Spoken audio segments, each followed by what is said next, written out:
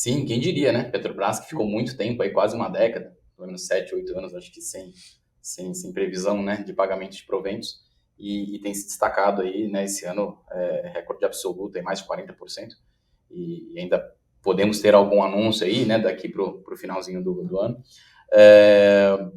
É um ativo que a gente olha com bastante carinho, obviamente, né, pelo peso que tem nas carteiras, no próprio índice Bovespa, mas a gente olha ali o histórico, né, esse histórico mais recente, a gente está falando de um ativo que subiu 40%, 45% ali, se a gente, né, comparar os últimos 30, 35 dias.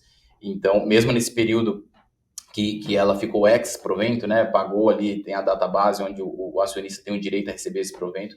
Normalmente, após esse período, tem um pouco ali de relaxamento ali na cotação do ativo, mas ainda assim ela se permaneceu com muita força, né, mostrando que o fluxo, seja para o investidor doméstico ou estrangeiro, quando olha para o Brasil, considera ainda, mais do que nunca, né, Petrobras uma parte do portfólio. Então, para o acionista que já tem a ação na carteira, a gente tem, né, chamado a atenção aí pela cotação, né, de fato, ela está negociando num patamar bem alto em termos de tela, mas quando você vai olhar fundamento, múltiplo, e comparando com os pares lá fora, a gente vê que a maioria dos analistas projetam aí um upside, né, considera um upside interessante para o ativo, né, então a gente chama atenção para manter na carteira, mas em muitas situações colocar algum tipo de estrutura de proteção, né, que permite ali num cenário, e aí quando falo de proteção, a gente usa muito lá na mesa de renda variável, né, onde é o meu quadrado ali dentro da corretora,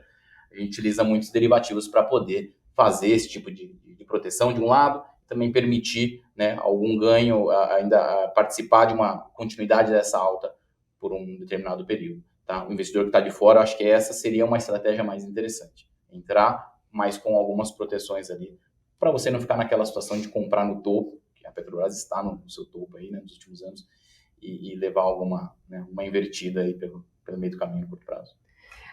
Posso só ser o advogado do diabo? Claro.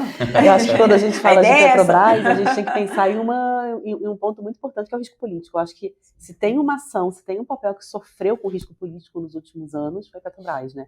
Entre governo e sai governo, e ela está sempre oscilando. Então, não estou falando que não é um ótimo papel, mas eu acho que a gente tem que prestar atenção para o risco político que está ligado a ele.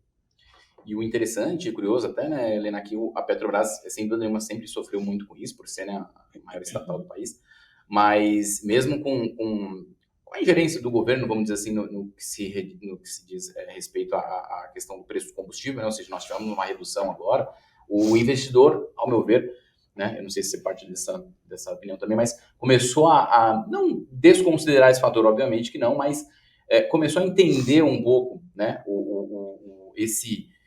essa dor na carne, vamos dizer assim, né, da companhia, mas fundamentalmente a companhia tá seguindo um melhor caminho, assim, até mesmo para o investidor, que antigamente, quando tinha alguma redução de preço do combustível, ficava um pouco mais avesso. E a gente não tem visto isso nas últimas... Dessa vez isso não aconteceu, é verdade. E eu acho que talvez não tenha acontecido porque o investidor acompanhou a queda do preço do petróleo. Então, foi uma redução que, de fato, teve espaço para acontecer, né? Não foi uma redução na canetada. Exato. Então, talvez por isso, de fato, tenha tido esse movimento de mais tranquilidade, eu concordo. É isso.